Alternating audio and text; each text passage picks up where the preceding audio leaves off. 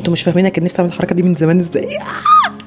اوكي، احنا حاليا رايحين المكتبه بتاعتي الصغيره، واكتر 5 كتب بالنسبه لي I genuinely محتاجاكم ان انتوا تقروهم السنه دي، وهم كانوا لايف تشينجينج بالنسبه لي وغيروا البرين كيمستري بتاعتي. انا بجد عايزاكم تقروهم. ما تيجوا نشرب حاجه. اول واحد definitely Atomic Habits, definitely letting go, The Body Keeps Score 100%, The Mountain Is You لقيته, The Power of Your Subconscious Mind definitely.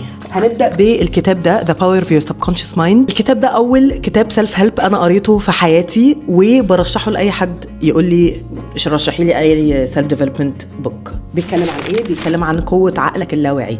في نسخة مترجمة بالعربي اسمه قوة عقلك اللاواعي. الكتاب ده كلاسيكي شوية ولكن تأثيره قوي جدا. هو ليه علاقة بالمايند بروجرامينج والبيليف سيستمز بتاعتنا. بيشرح إن العقل اللاواعي هو المحرك الأساسي بتاعنا، وهو الأقوى من العقل الواعي، وإن أفكارنا ومعتقداتنا الداخلية هي اللي بتخلق الواقع بتاعنا. ولو انتوا فاكرين ان this is bad news، لا it's good news، علشان احنا اللي قادرين ان احنا نغذي عقلنا اللاواعي علشان يأثر على عقلنا الواعي. زي مثلا لما حد بيقعد يفكر ان هو فاشل بلا بلا بلا مش عارف ايه، ده بيبقى معتقده في الحياة، ولو غير المعتقد ده حياته بتتغير definitely. في جملة قوية جدا جدا جدا في الكتاب بتقول change your thoughts and you change your destiny. اللينك بتاعه لعلم النفس هو بيبقى visualization او neuroplasticity و reprogramming. الكتاب ده غالي عندي جدا، لان الصراحة الكتاب ده او ان جنرال السيلف هيلب بوكس انا لجأت لها من بعد اول هارد بريك في حياتي، ومن اول مرة اروح فيها ثيرابي كان في 2018، وبدأت حسيت اللي هو انا عايزة اقرا كتاب سيلف هيلب.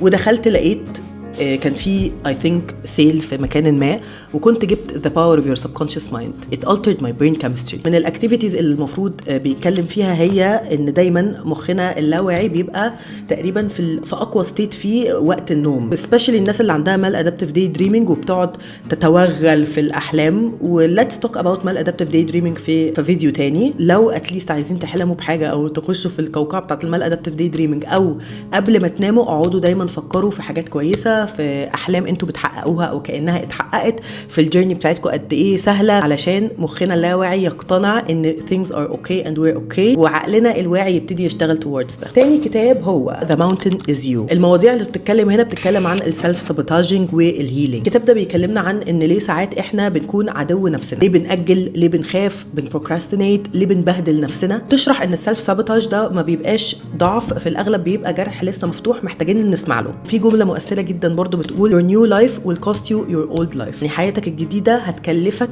حياتك القديمة. تستخدم هنا مفهوم الانر تشايلد والايموشنال ووندز، وازاي نوقف تدمير الذات بالوعي والعمل. كتاب ده اكتر للناس اللي حاسة ان هي محبوسة في نفس الدائرة، هتحبوه قوي قوي. تالت واحد بقى ده غني عن التعريف، ما فيهوش كلام، كل الناس تقريبا اتكلمت عنه، ولو حد ما حدش لسه قراه بليز القوا نظرة عليه، او اتليست تسمعوه كاوديو بوك لو ما عندكوش اوقات. Atomic Habits او العادات الذرية. ده بيتكلم عن بناء عادات كويسة وتغيير السلوك، وهو مهم جدا للناس اللي بيحلموا كتير ان هم يتغيروا او يغيروا حياتهم ويغيروا من عاداتهم، ولكن ما بيعرفوش يبدأوا. الفكرة الأساسية بتاعت الكتاب هي ان هو بيتكلم عن التشينج بتساوي tiny steps، ان التغيير بتساوي خطوات صغيرة قوي. كل يوم المفروض التحسن يكون 1% بس، ولما كل يوم نتحسن 1% بعد فترة هيبقى فيه لايف ترانسفورميشن. السيكولوجية ورا الكتاب دوت ليها علاقة بالريورد سيستم اللي في المخ، الدوبامين طبعا برضو اللي في المخ، والهابت لوبس اللي بندخل فيها، وازاي نخلي مخنا يحب التغيير بدل ما نحاربه. الكتاب ده مهم اكتر للناس اللي بتحب تبدا او بتبدا ان جنرال وبتحس ان هي بتقع بسرعه او مش فاهمه تكمل ازاي. رابع كتاب هو The Body Keeps Score. الكتاب ده انا عارفه الناس كتير قوي اتكلمت عنه، ولكن ستيل انا حاسه ان هو underrated for some reason. الكتاب ده من اهم كتب العلم النفس في اخر 20 سنه. بيشرح ازاي الصدمات بتتخزن في الجسم، وان الهيلينج مش مجرد كلام، ده جسم وروح ومخ. اهم فكره في الكتاب ده بتقول ان الصدمات مش بس هي قصه حاجه حصلت لك من فتره طويله، هي البصمه الحاليه اللي موجوده للالم ده على جسمك. والكتاب ده مهم للناس كلها انا شايفه، ولكن للناس اكتر اللي عايزه تفهم نفسها بعمق اكتر، خصوصا بعد تراما او فقد او بين. اخر كتاب بقى هو letting go.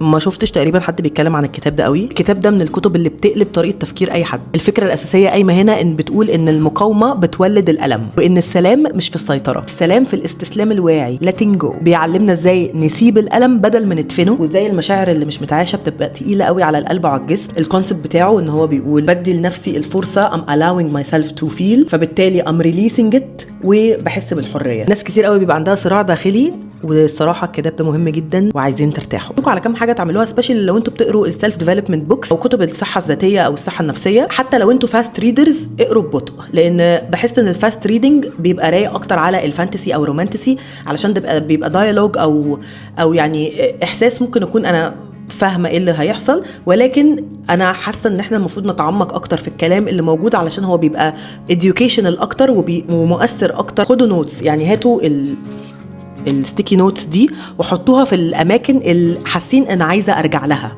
وخدوا نوتس، حطوا خدوا نوتس، اعملوا زي منتل بولت بوينتس نوتس كده وعلقوها على الحيطه، هتفرق معاكم جدا. اتليست طبقوا خطوه واحده بس من الكتاب لما تقروه، علشان هي مش بعدد الكتب على فكره اللي بنقراها. يعني انا ممكن اقرا المكتبه دي كلها يا فرحتي وجنوينلي ما اعملش بيها اي حاجه او ما استفدش منها باي حاجه او اخد خطوه من ناحيه اي حاجه. I'm recommending you احلى 5 كتب، ولما طبقتهم او لما حسيت ان دي حاجه ممكن اعرف ابلايت ازاي في حياتي، this is when my brain chemistry is altered. مهم جدا تعرفوا الكتاب ده جاي يعالج انهي بارت فيكم، لان انا مثلا if I'm not interested into relationships دلوقتي في حياتي، فانا مش حاسه ان انا هبقى مهتمه ان انا اروح اجيب كتب relationships علشان في حد recommended me كده او لا. عشان كده انا قلت لكم على كل كتاب انا رشحته الكتاب دوت للناس اللي بتحس بكذا او اللي عايزه كذا. وفي الاخر طبعا الكتب مش عصايه سحريه، يعني احنا في الاول في الاخر بنتعلم وبنطبق. قولي لي في الكومنتس ايه الكتاب اللي هتختاروه ان انتوا تقروه وممكن نتناقش فيه مع بعض بعدين. ما تنسوش تعملوا سبسكرايب للشانل. اشوفكم الحلقه الجايه. Thank you very much. ما تيجوا نشرب حاجه.